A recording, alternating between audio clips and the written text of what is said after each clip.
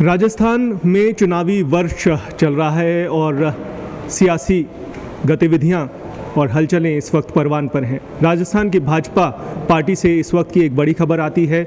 भाजपा ने अपने प्रदेशाध्यक्ष पद पर बदलाव किया है। चुनावी वर्ष में ये बदलाव क्या पार्टी के लिए हितकारी होगा या नुकसानदायक होगा, ये देखने वाली बात रहेगी। फिलहाल बात कर लेते हैं प्रदेशाध्यक्ष पद पर ये बड़ा बदलाव हुआ है। सांसद चित्तौड़गढ़ से सीपी जोशी को अध्यक्ष पद की कमान दी गई है। वे सतीश पूनिया की जगह लेंगे। मेरे साथ वरिष्ठ सहयोगी उमेश हैं, इनसे जानना चाहेंगे किस तरह से ये बदलाव भाजपा के लिए हितकारी होगा या नुकसान होगा। सतीश पूनिया को हटाकर एक नई जिम्मेदारी सांसद सीपी जोशी को दिया गया है प्रदेशाध्यक्ष पद पर। किस तरह के क्या कुछ मायने निकाले जाए? देखिए, सबसे बड़ी बात है कि सीपी जोशी निर्विवाद चेहरा है, उन पर किसी तरह का विवाद नहीं है। पहले भी उनका प्रदेशाध्यक्ष के लिए नाम चला था, उस समय सतीश पूनिया को प्रदेशाध्यक्ष बनाया गया था।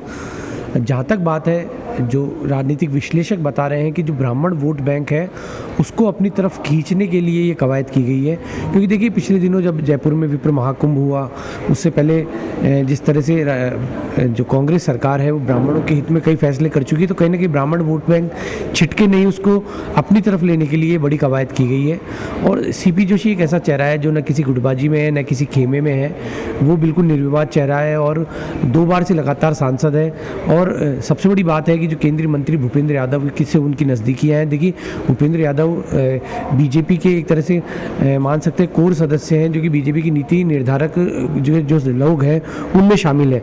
तो कहीं ना कहीं सीपी जोशी को पार्टी ने प्रदेशाध्यक्ष बनाकर साफ तौर पर एक बार फिर ये संदेश देने की कोशिश की है कि जो पार्टी के लिए कार्यकर्ता है, जो पार्टी के लिए काम करता रहेगा, उसे ही इस तरह के पदों से नवाजा जाएगा। जी उमेश, चुनावी वर्ष चल रहा है, ऐसे वक्त में ये बदलाव क्या कुछ फ़ायदेमंद लगता है बीजेपी को? ये प्रदेशाध्यक्ष पद पर बदलाव है, तो ये क्या मानकर चलें इस चुनावी वर्ष में? देखिए, चुनावी वर्ष में पहला मौका नहीं है कि प्रदेशाध्यक्ष बदला गया। उससे पहले मदन लाल सैनी भी चुनावी वर्ष में बने थे, वसुंधरा राजे को भी चुनावी वर्ष में ही कमान सौंपी गई थी। तो चुनावी वर्ष में भाजपा में एक तरह से परंपरा बनती जा रही है प्रदेशाध्यक्ष बदलने की, क्योंकि 3 साल का कार्यकाल सतीश पूनिया का दिसंबर में पूरा होता है, 3 महीने ऊपर हो चुके हैं। और ये जरूर माना जा रहा था कि पूनिया को बदलने में पार्टी को बड़ा जोर आएगा, इसमें कोई दोहराया नहीं है कि उनके साथ संग लगा हुआ था। इसके अलावा और भी कई नेता हैं जो चाहते थे कि पूनिया ही प्रदेशाध्यक्ष पद पर रहे, लेकिन पार्टी ने, क्योंकि चुनावी वर्ष किसी तरह की रिस्क नहीं लेना चाहती थी, क्योंकि जिस तरह की गुटबाजी सामने आ रही थी, तो पूनिया भी कहीं ना कहीं गुटबाजी के भंवर में फंसे नजर आ रहे थे। क्योंकि देखिए, वसुंधरा राजे गुटता है, पूनिया गुटा है, गजेंद्र शेखावत गुटा है, तो कहीं ना कहीं उस गुटबाजी को खत्म करने के लिए एक निर्विवाद चेहरा सामने लाए हैं।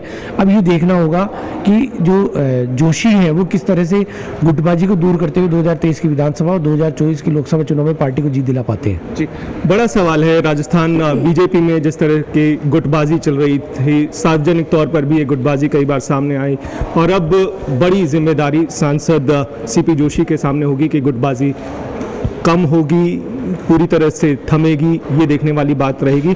आपने गुटबाजी की बात की, और ये बड़ा बदलाव जिस तरह से देखा जा रहा है, जाट समुदाय से आते हैं सतीश पूनिया, उनको बदल कर ब्राह्मण चेहरा लाए हैं। आपको क्या लगता है कि जो बीजेपी का जाट वोट बैंक एक बहुत बड़ा जो पक्ष में था सतीश पूनिया के नाम को लेकर, अब जो बदलाव हुआ है उससे कुछ फर्क पड़ेगा? देखिए, जाट अगर परंपरागत वोट बैंक माना जाए तो कांग्रेस का माना जाता है। ये जरूर है कि सतीश पूनिया को प्रदेशाध्यक्ष बनाने के बाद कुछ जाट वोट बैंक बीजेपी की तरफ आया है, लेकिन क्योंकि जाट राजस्थान की राजनीति में एक बड़ा वो मतदाता है, और कहीं ना कहीं जो शेखावटी जो अंचल है उसमें जाटों का एक वर्चस्व है। अब ये कितना इसका प्रदेशाध्यक्ष बदलने से इसके कितना प्रभाव पड़ेगा, ये तो आने वाले चुनाव में पता लगेगा, क्योंकि अभी भी किसी तरह का एनालिसिस बहुत जल्दबाजी होगा। देखिए, चुनाव समीकरण, जब भी चुनाव होता है उसके 1 या 2 महीने पहले से समीकरण है वो तय हो जाते हैं कि किस पार्टी की तरफ झुकाव ज़्यादा है। अभी क्योंकि चुनाव में आचार संहिता में 7 महीने का वक्त बचा हुआ है, नवंबर के आसपास चुनाव होंगे, तो कहीं ना कहीं अभी कहना जल्दबाजी होगा। लेकिन ये जरूर कहा जा सकता है कि जाट पहली बार प्रदेशाध्यक्ष बना था, और चुनाव साल में उनको हटाना पार्टी को कहीं ना कहीं इसके लिए कोई ना कोई एक जुगत करनी पड़ेगी, ताकि जाट वोट बैंक को अपनी तरफ रखा जा सके। सांसद सीपी जोशी का एक बहुत लंबा चौड़ा तजुर्बा रहा है, राजनीतिक तजुर्बा रहा है, बीजेपी में भी कई महत्वपूर्ण पदों पर वे रहे हैं। अब ये एक बहुत बड़ी जिम्मेदारी आ जाती है प्रदेशाध्यक्ष। भाजपा युवा मोर्चा के भी प्रदेशाध्यक्ष वे रहे हैं। क्या लगता है कि एक युवा मोर्चा का तब प्रदेशाध्यक्ष थे और अब पूरी पार्टी की कमान राजस्थान की उनके ज़िम्मे है। अब जिम्मेदारी बहुत बड़ी है, चुनौतियाँ बड़ी हैं। देखिए, चुनौतियाँ बहुत बड़ी है। सबसे बड़ी चुनौती है कि चुनाव से पहले किस तरह गुटबाजी को ख़त्म किया जाए। तो ये गुटबाजी खत्म होगी तभी पार्टी पूरी ताकत के साथ चुनाव मैदान में उतरेगी, क्योंकि 2023 का विधानसभा चुनाव ही 2024 की एक तरह से सड़क तैयार करेगा।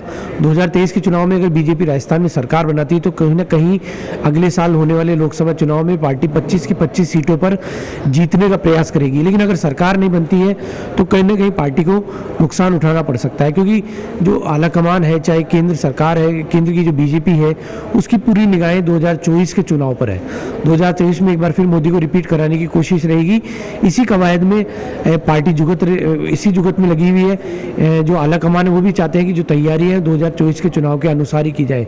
तो सीपी जोशी के लिए सबसे बड़ी चुनौती गुटबाजी को दूर करना होगा। इसके बाद इस साल के विधानसभा चुनाव में जीत दिलानी होगी। वो किस तरह से दिलाते हैं ये देखने लायक होगा। जी, एक बड़ा सवाल ये भी उठता है उमेश, संगठन में प्रदेशाध्यक्ष पद पर बदलाव हुआ है। अब जब नया प्रदेशाध्यक्ष आता है तो अपनी नई टीम भी खड़ी करता है, तो क्या मानकर चलें कि संगठन में अभी आमूलचूल बदलाव देखने को मिलेंगे आने वाले दिन? देखिए, ये आमूलचूल जो बदलाव है वो महीने 2 महीने के भीतर ही होने होंगे। जो भी होंगे ये बिल्कुल पक्का है कि जब प्रदेशाध्यक्ष बदलता है तो कार्यकारिणियाँ भी बदलती है। तो कहीं ना कहीं आने वाले दिनों में संगठनात्मक बदलाव बहुत तेज़ी से होंगे, जल्दबाजी में होंगे, क्योंकि चुनाव जल्द से जल्द है। इसलिए पार्टी चाहती है कि जल्द से जल्द जितनी भी संगठनात्मक नियुक्तियां हैं वो कर दी जाए, ताकि चुनाव मैदान में पूरी ताकत के साथ उतरा जा सके। और जिस तरह से पूनिया का कार्यकाल रहा, सड़क से लेकर विधानसभा के सदन तक कई मुद्दों को उठाकर गहलोत सरकार को घेरा गया है। अब ये आंदोलन भी लगातार जारी रहेंगे इस चुनावी वर्ष में, जिस तरह से सतीश पूनिया ने ये ट्रेंड शुरू किया है, सड़कों पर आंदोलन चल रहे हैं जो बिल्कुल जनाक्रोश आंदोलन चल रहा है। और कल राजेंद्र राठौड़ ने साफ तौर पर यह कह दिया है कि अब पार्टी आने वाले चुनाव से पहले तक, आचार संहिता लगने तक, सरकार के खिलाफ सड़कों पर रहेगी। जिलों में प्रदर्शन किए जाएंगे, ब्लॉक में प्रदर्शन किए जाएंगे, मंडल स्तर पर प्रदर्शन किए जाएंगे। तो कहीं ना कहीं पार्टी अब प्रदर्शन के पूरे मोड़ पर रहेगी, ताकि बीजेपी के पक्ष में माहौल बनाया जा सके और कांग्रेस के विपक्ष में माहौल बनाया जा सके। चलिए, बहुत बहुत शुक्रिया उमेश, वरिष्ठ सहयोगी, जो बता रहे हैं कि एक बहुत बड़ा बदलाव राजस्थान बीजेपी में हुआ है। सांसद सीपी जोशी, जो वर्ष 2014 में सबसे पहली बार सांसद बने, कांग्रेस का गढ़ उदयपुर को जीतकर सांसद बने, और उसके बाद वर्ष 2019 में भी उन्हें एक बार फिर से टिकट दिया गया, चुनाव मैदान में उतारा गया और पार्टी के इस भरोसे पर जीत हुई।